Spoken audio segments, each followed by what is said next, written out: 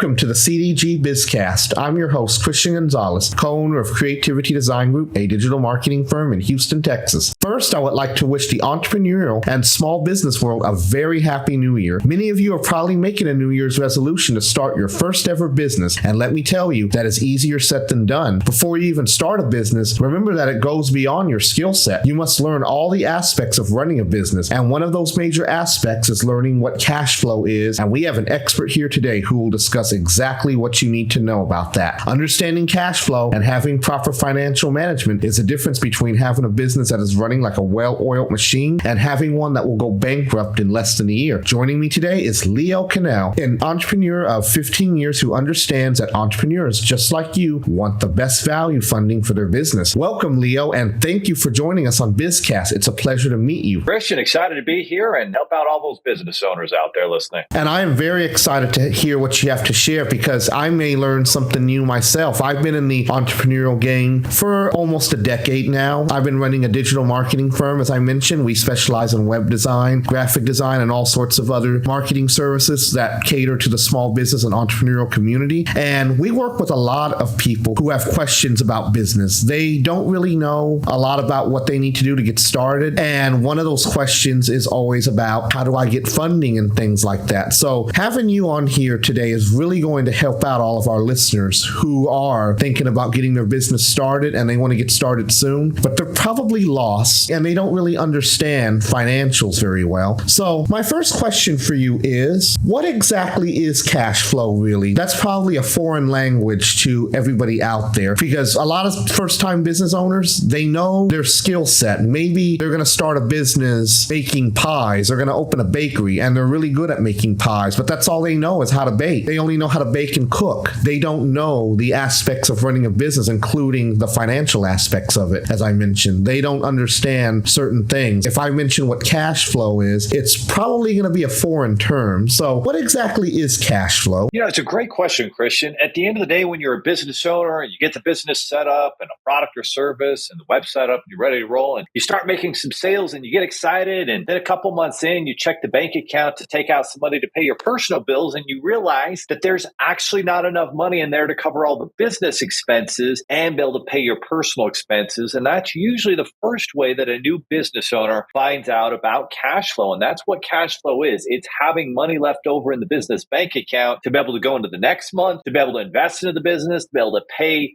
all the business's bills, your personal bills, and still have extra money left over to grow the business. And for most business owners, that is a real struggle the first year or two, and sometimes longer than that. And so at the end of the day, you know, most business owners will go out of business because they either run out of money, they weren't properly capitalized and have enough funding, or they just don't know how to manage cash flow and track it and even create it. And that's the painful experience that many entrepreneurs and business owners go through, is figuring out, well, how do I, actually have money left over in the bank account to pay all the bills, to invest in growth. That's why I started the business. And they can even have a very good product, a very good service, but if they don't understand and create cash flow from day one, then it can be a very painful experience. Right. And that's just one of those things that people need to learn if they want to get into business. We're going to come right back to cash flow in just a second. I want to talk about a very popular funding option that many first-time business owners often ponder about, and that's financing. What are some options out there that business owners have for financing if they need some startup capital, but they don't exactly know where to get it? Yeah. And that's also a fantastic question because, years ago, I was starting one of my first businesses and I had banked at this local credit union for a long time and a bank. And I'm like, oh, they're going to help me. They're going to give me money for my business. I've been banking with them for a decade, no problem. And I went in there and I promptly got declined. And I started to realize, wow, it's actually not that easy to be able to secure financing for your new small business. And so for the 30 million small businesses out there, for the 500,000 new businesses and the tens of millions of gig workers out there looking to get funding for their business, the first place they want to start is with managing their personal credit. And obviously the key thing we think about there is, well, if I pay my bills on time, I've got perfect credit. That's half of it. The other half is, do you have,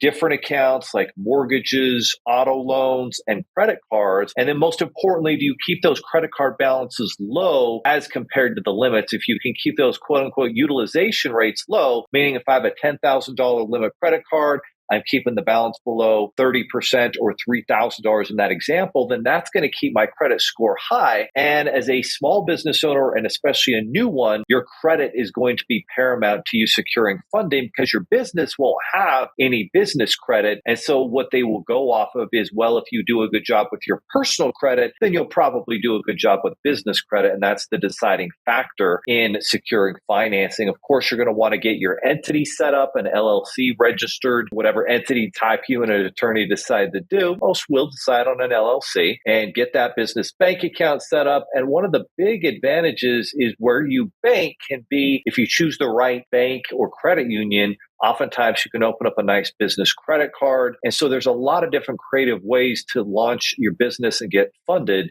But at the end of the day, it starts with having good personal credit and getting that business entity all set up. And that's also some additional information about which direction you should go when it comes to incorporation, because a lot of business owners are not familiar with how incorporation works either. I mean, you could just put up a sign on a storefront after renting it and call it your business, but there are more benefits to being incorporated. And that's just one thing that you need to understand. There's LLCs, S Corps, C Corps, or you could just do a DBA and assume name at your local county courthouse. That's where your county clerk is at. That's one way. But those are all the first steps towards opening a business bank account or a business line of credit, because the banks are going to want to see your incorporation status for one thing. Yeah, no question about it. No question about it. Now, when it comes to cash flow in general, I have a 3-part question for you now. How do you track, create, and forecast cash flow as a business owner? I know those are 3 different things, but a good business owner will understand how to do all 3 of these things if they want to handle their money properly. Yeah, no, it's a very good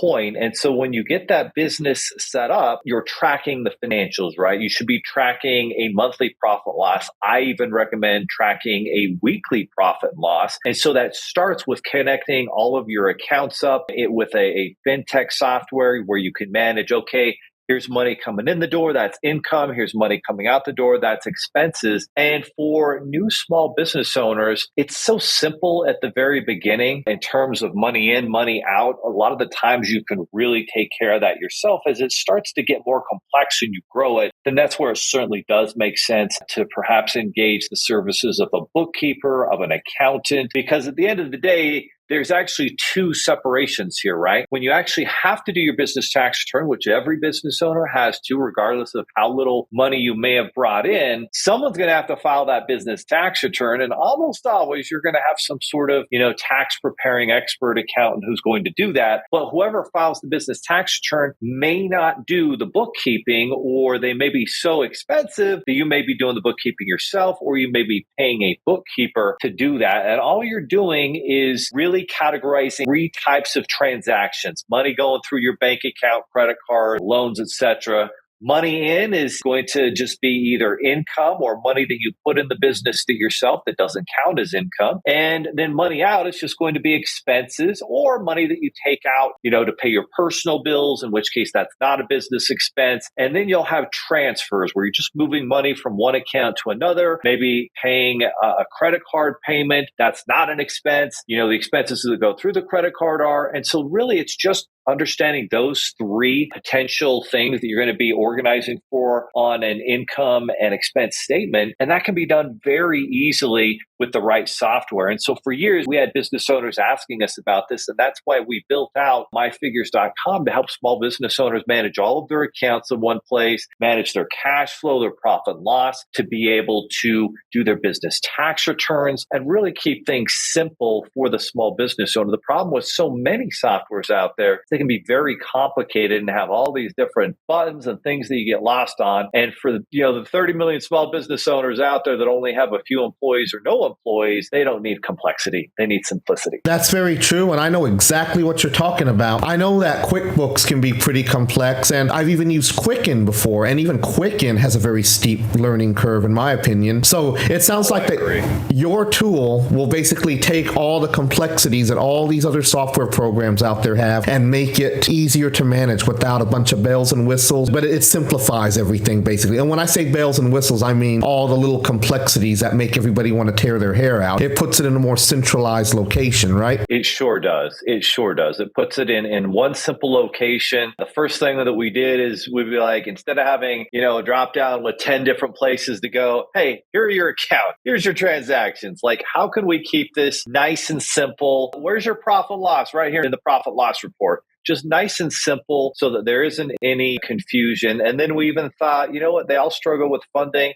Let's have a funding section there where they can automatically get the best offers that they qualify for and not have to jump through a bunch of hoops and headaches. And so that's been the focus in creating this. And then at the same time, when it comes to, funding your business, it's the same thing. You want to take care of your personal credit. And then the next most important thing that you want to pay attention to as a new business owner is how you manage your business bank account, because how you manage your business bank account will be a big determining factor of securing funding for your business after your personal credit. And so what that means is you want to keep a decent average daily balance in the business bank account. You want to really be meticulous and avoid essentially putting the business bank account into the negative or having an NSF check go out. Really pay attention to making sure you're managing the balance, managing the business bank account. If you can actually put in more money through sales and take out less money on a month-to-month basis and show that you are cash flow positive. Again, we've been talking about this term cash flow, having that extra money left over. Well, oddly enough, even though lenders are supposed to be there to lend you money when you actually need it, they only want to lend to people who are going to pay them back. And so they prefer to lend to a business that is increasing the balance in the bank account, taking out less than they're putting in on a month-to-month basis. And so if you know you're going to grow, you're going to need financing, paying attention to your personal credit, paying down personal credit cards, getting business credit cards that don't report balances to personal credit so that you can keep your personal credit high, and then managing that business bank account in such a way that the balance is increasing, that it's always looking strong, and that you never have any negative balance days in that business bank account. If you can do those things, then that's going to be very helpful in securing any kind of financing at the beginning or as you're growing that business. Exactly. And I always tell first-time business owners, because all of our customers are startups and entrepreneurs, as I mentioned earlier, even though I am no financial expert, I always give them this advice. Your first year in business, be very strict, be very conservative with your spending. Just because you get a line of credit doesn't mean you should blow it on random things. Only buy exactly what you need, and that will maintain a healthy bank account. It's so true, Christian. And not even that you're blowing it, right? That you're being reckless, but just that some marketing company says, oh yeah, spend $15,000 on this marketing campaign. It's like, no, start out small with your marketing campaign and prove with $1,000 or $2,000 in spend that you are generating leads and doing it profitably and making the improvements and gradually scaling up. The worst thing you can do is think, oh, I'm being a responsible business owner, investing into my business, and you put it in a black hole of marketing without tracking, without understanding, is this attracting your client, your dream client or customer that you actually want to work with, who you can solve their problem, who has the right problem. And so those are all important aspects that are super important pitfalls to avoid as a new business owner. Exactly. Too many first-time business owners make these mistakes because they simply just don't know what they're doing. A lot of them don't have the guidance of someone like you to help them make sure they're making the right decisions, and that's where recklessness comes in. Now, as an entrepreneur, how does unlocking cash flow insights help you make better decisions like the ones we're talking about here? Yeah, that is such a great question, Christian. Before I dive into that, I do just want to mention to everybody that at the end of the day, when you're on your deathbed and you're old and you're going to pass away, you can't go back and start that business and create the life of your dreams. So I know we've we've been pointing out a lot of the pitfalls and things to avoid with entrepreneurship, but I do want to make it clear at the end of the day, I am very grateful that I chose the path towards entrepreneurship and I wouldn't change it for the world. Just want to make that clear, right there. But in terms of making those decisions, that's what cash flow is all about, right? Cash flow, you unlock those cash flow insights today so you make good decisions tomorrow. So let's look at an actual case study example. So in a previous company that I managed, my average sale was about $2,500, and I didn't really know the numbers beyond that. And it turned out after running that business for 2 years, my average sale is $2,500. I started to realize that my cost to fulfill on that service was probably about $1,100. My cost to acquire a customer, bringing that person in the door with marketing costs or paying referral partners or whatever the case may be, was probably about $1,300. So at the end of the day, there was literally maybe $100 or less to be able to pay more bills, $100 of cash flow available. If you do the math, follow with me. $2,500 is the sale, that's money in, and then I take $1,100 out to fulfill on the service. I got another $1,200 in marketing costs. There's like just a couple $100 there. There is not a lot of money left, and sometimes it was less than that. Sometimes it was break even, and so I still had like rent expenses and other fixed rate employee expenses. So at the end of the day, there was no money. There was no cash left over. I didn't even realize that. And so I was making bad decisions. When I started my next business, the sales was the same amount, $2,500. But I said, you know what? I'm going to figure out a way to reduce and make sure that my cost to fulfill on that service is no more than $750, no matter what. So now I've got $2,500 sale. And instead of like $1,100-1,200 on fulfilling it, now it's just $750. And then I started an affiliate program and I said, I'm not going to pay more than $750. And that's how I'm going to market. I'm not going to give Zuckerberg all this money and have no idea what it's costing me. So with my total costs at about $1,500, now I knew with a $2,500 sale, I was netting $1,000. There was $1,000 left over to pay for my expenses, some of the other business expenses not included in that sale, and still be able to grow the business. And I could really predict future cash flow because I could say, wow, if I bring in 50 clients, that's going to bring in $50,000 of cash flow. And I'm still going to have money left over, knowing what my personal expenses are, what some of these other business expenses were. And I was primed to grow. And when I started the new business back in 2018, I was making more money in 1 month than I had made in my prior 12 months with my other business, with even less money coming in because I was holding on to it. There was so much cash flow. It was so much more profitable because I found out a way to reduce and fix. So it would be the same amount every time with every sale. So even if I had a lower amount of sales, I was still going to be cash flow positive. And that started by creating cash flow and knowing my numbers for every sale of every product and service from day one. And that one mistake there is probably one that 70-80% of business owners make. And what they don't understand is they think, oh, well, if I spend $1 on marketing and I bring in $2 of income, I'm winning. And then they forget to do the other math of, oh, well, if I spend $1 on marketing, I bring in $2 in sales. And then my cost to fulfill on that's another $1.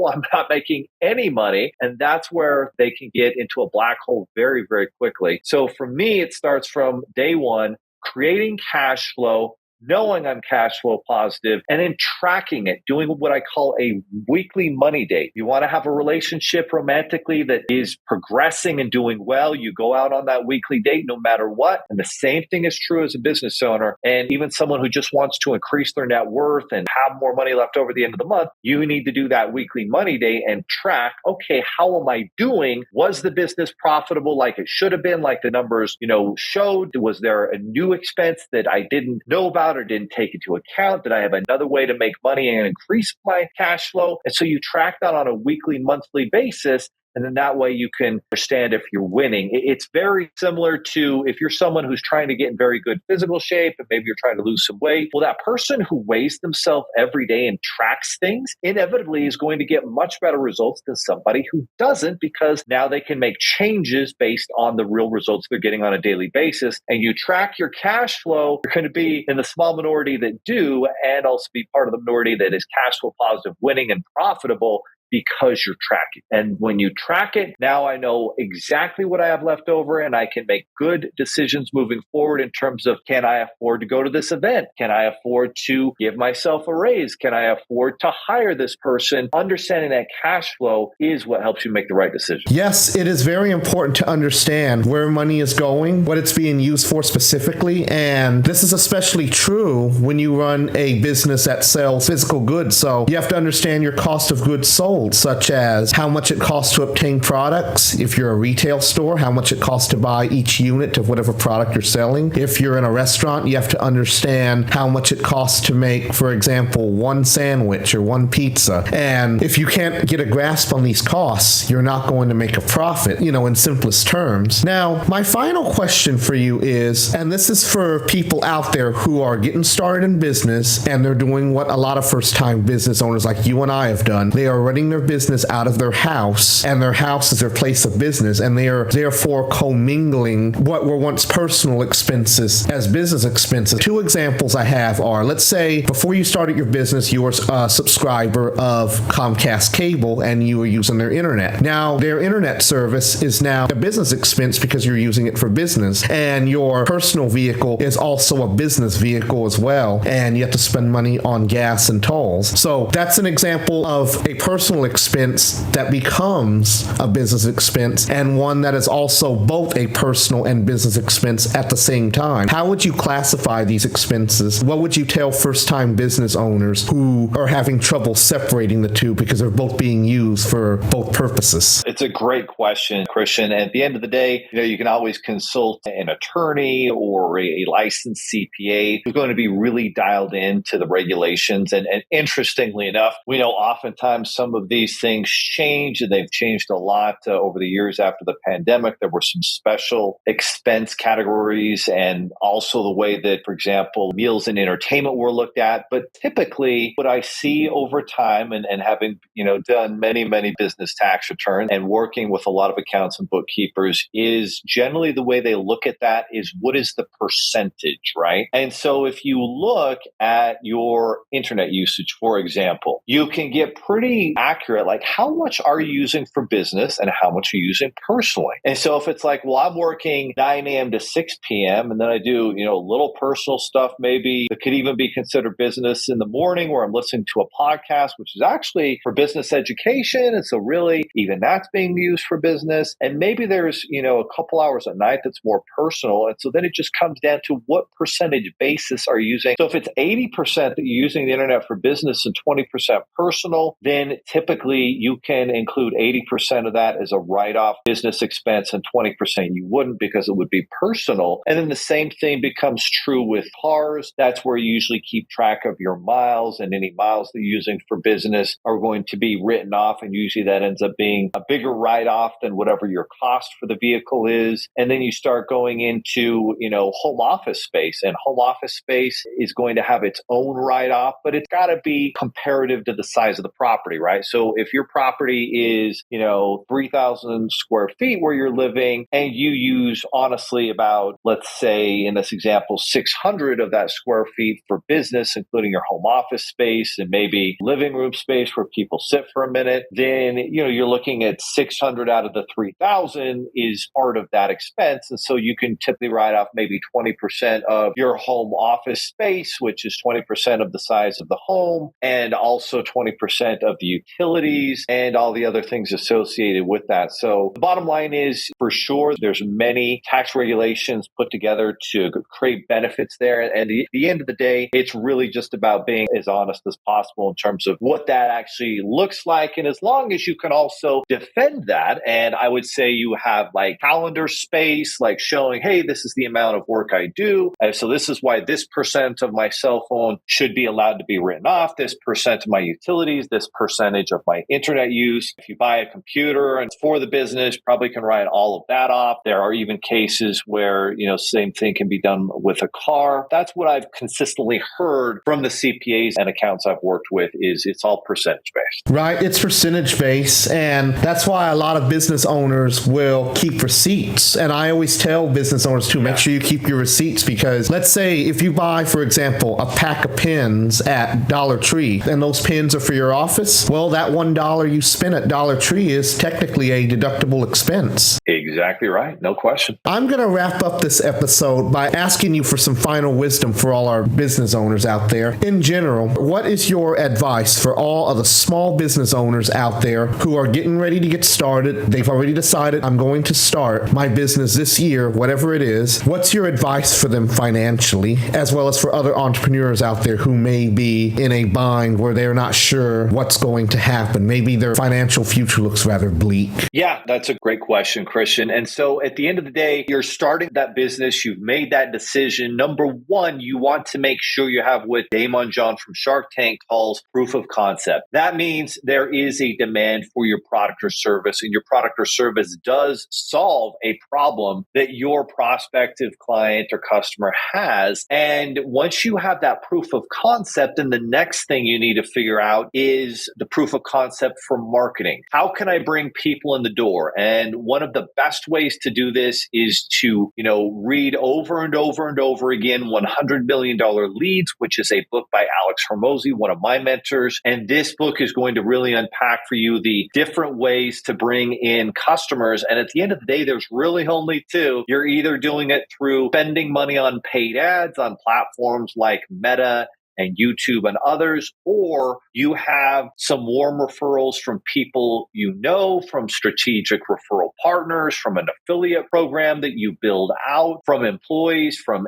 satisfied customers and clients, and that's it. Those are the two ways that you're bringing business in the door. So once you have proof of concept that your product or service works, then you get proof of concept that you can bring people in the door and do it profitably with cash flow. And once you have that in place, then it's all about leveraging technology in a team, building systems and processes out, and growing and scaling on a weekly, monthly basis, and doing it with the foundation of quality. You never want to scale chaos without taking great care of your customers and clients. Bad reviews and word of mouth spread faster than it ever has before. So quality must always come with quantity and growth. Exactly right. I built CDG off of referrals, and that's how I got the business to where it is today. And really quickly, as we close out, what were the two most important financial metrics in business according to Don Valentine, who was a major NVIDIA and Apple investor? I mean, what a genius, Don Valentine, co-founder of Sequoia Capital. As you said, invested in NVIDIA, the most valuable company in the world right now, invested in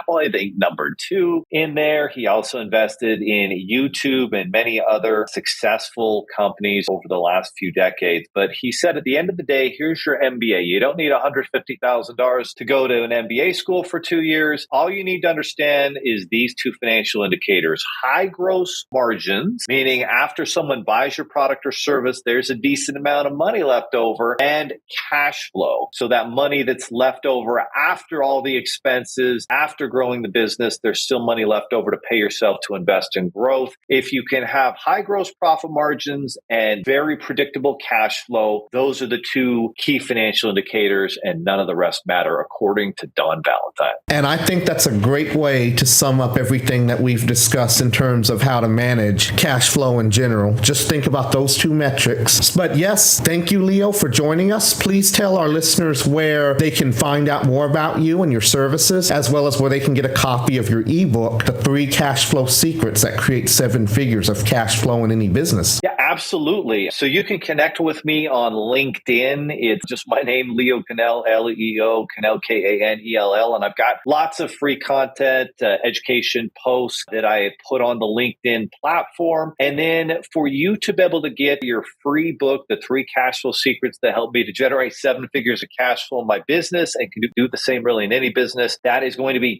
cashflowsecrets.com. That's cashflowsecrets.com. And you can get your free book there, The 3 Cash Flow Secrets. Awesome. I certainly look forward to reading your ebook as well. I actually just started reading it this week, and I'm going to finish reading it later. I learned about your story, very interesting, and I know that being that you're living proof of how startups work, everybody else will benefit greatly from it. But yes, learning about cash flow, having good financial management, and keeping track of your expenses, knowing where money's going, what it's being used for, in the end will definitely save yourself from some disaster later. You don't want to be one of the many startups that go out of business because they had have poor financial management. That's one of many reasons why first-time startups just don't make it after their first year, amongst other reasons. I mean, people don't have a grasp on what business is. They don't have a good understanding of how business works. So as a result, they go under. Understanding cash flow will save you in the end. I recommend everybody out there go out there and read your book, listen to some of your other podcasts you've been on, and of course, check out your website. In the end, your tool is going to save everybody. I mean, you're definitely doing God's work by helping all of us business owners who don't know what to do in terms of managing the book. So thank you for such a valuable tool. Thank you for being on the show today, and I hope you have a great rest of your day. I certainly will be inviting you back on the show again in the future to talk more about topics like this. The financial side of things is not well understood by first-time startups, and I feel that you could provide some great information for everybody out there. Thank you, Leo. It was a pleasure having you on today. Yeah, my pleasure. Thanks so much, Christian. And thank you for listening to the CDG BizCast. I hope that everybody out there learned some valuable information as we enter the new year. Go out there and aim for the stars, but don't forget to plan for the future properly, especially when it comes to how you handle your money.